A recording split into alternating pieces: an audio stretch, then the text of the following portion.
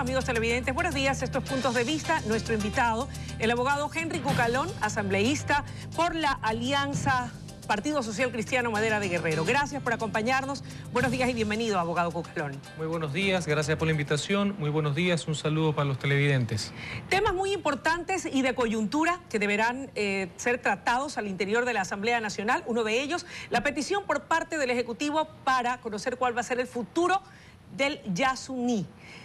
¿Cuál es la posición del movimiento, de los movimientos políticos a los que usted representa en torno a este tema muy puntual?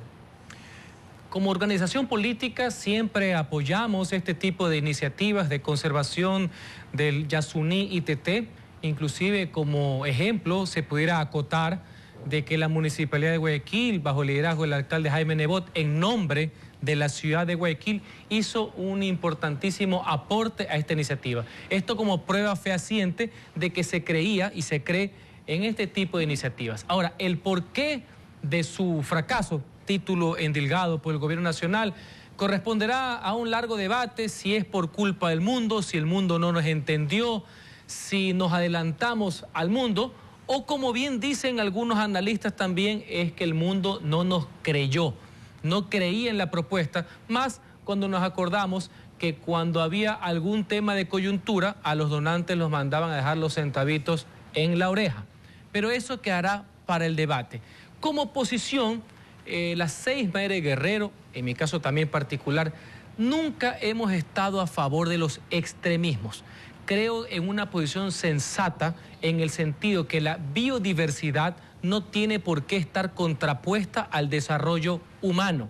Y asimismo, no hay que caer en un apego irrestricto, absolutista, dogmático del tema de la biodiversidad en el sentido que se contraponga con un desarrollo sustentable, armónico y respetuoso con el medio ambiente. Siendo así, ¿cómo van a votar? En esa línea, recién el día de hoy nos están haciendo llegar la petición del presidente de la República, donde fundamenta el por qué debe haber la explotación para que la Asamblea, en función del señalamiento del artículo 407 de la Constitución, analice y autorice, teniendo también como potestad, no es obligación, pero está como potestad, como atribución, el hecho de realizar una consulta popular. Tenemos que analizar, porque esto no es un tema a priori, cuáles son los fundamentos técnicos con los fundamentos jurídicos de esa propuesta. Porque, insisto, no hay que caer en la simpleza de explotar o no explotar. Ese maniqueísmo de ver todo en blanco y negro con una simpleza absoluta. Quienes defienden la tesis. Eso sí, tengo una posición sumamente abierta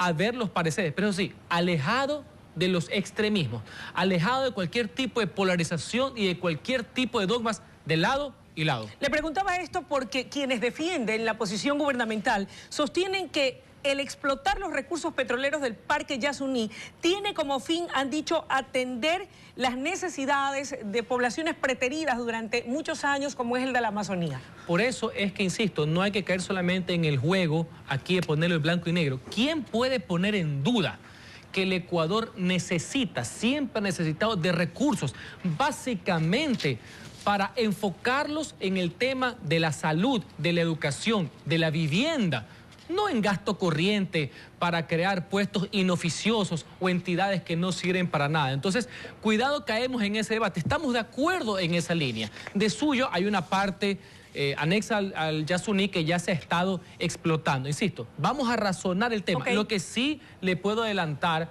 a mis conciudadanos, a los televidentes, es que la posición de nuestra organización política es siempre estar de acuerdo con la voluntad popular. Nosotros no nos negamos al hecho de que esta materia sea inclusive producto de una consulta popular. Para escuchar la voz del pueblo. Brevemente, abogado Cucalón, efectos del Plan Estratégico de Movilidad 2013-2037. Puertos privados esperan la decisión que dará luz verde a conocer cuál va a ser su futuro. Lesivo y atentatoria contra la historia, contra la tradición, contra el presente y contra el futuro de Guayaquil, que es básicamente portuario. Su esencia, su alma, su razón de ser es consustancial con su dinámica, y no solamente las personas que viven en Guayaquil, sus habitantes, sus residentes, sino también de los cantones de la provincia del Guayas y las demás provincias que son su zona de influencia. Por eso es que no podemos permitir esta pretensión del gobierno nacional constatada en el plan de movilidad de dejar a Guayaquil sin su puerto,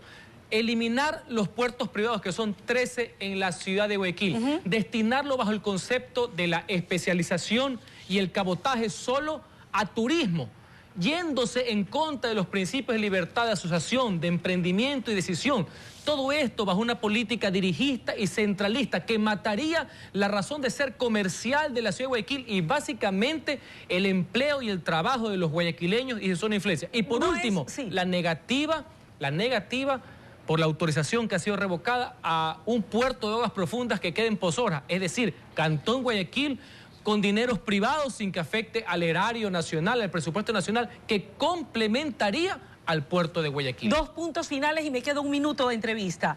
Sin embargo, aliados al gobierno nacional sostienen que lo que en realidad busca el PSC Madera de Guerrero, ¿verdad?, es politizar este tema tan delicado por un lado y por otro lado que los mueve una agenda separatista. Quien puso este tema en el tapete fue el presidente de la República, que con una ligereza trató algo de vital importancia para el pueblo guayaquileño y ecuatoriano. Y en cuanto a la agenda separatista, lo que puedo manifestar con ciudadanos televidentes, que aquí quienes han querido separar a Guayaquil de su historia portuaria es el gobierno. Quien ha querido separar las plazas de trabajo y empleo de Guayaquil es el gobierno, no nosotros. Cintia Viteri a la prefectura del Guayas. Creo que será una gran candidata. ¿Hay consenso frente a la posibilidad de ella como candidata? En la actualidad, la 6 Madera de Guerrero se encuentra como toda organización política haciendo las consultas a sus adherentes, militantes y bases correspondientes para que lo importante es presentar la mejor de las alternativas. Y lo que no está en discusión es que va a haber un candidato o una candidata para la prefectura provincial. Muchísimas gracias por su presencia. Amigos televidentes, ha sido la intervención del abogado Henry Cucalón, asambleísta por la Alianza 6 Madera de Guerrero. Momento de ir a una pausa. Enseguida regresamos con más desde la noticia.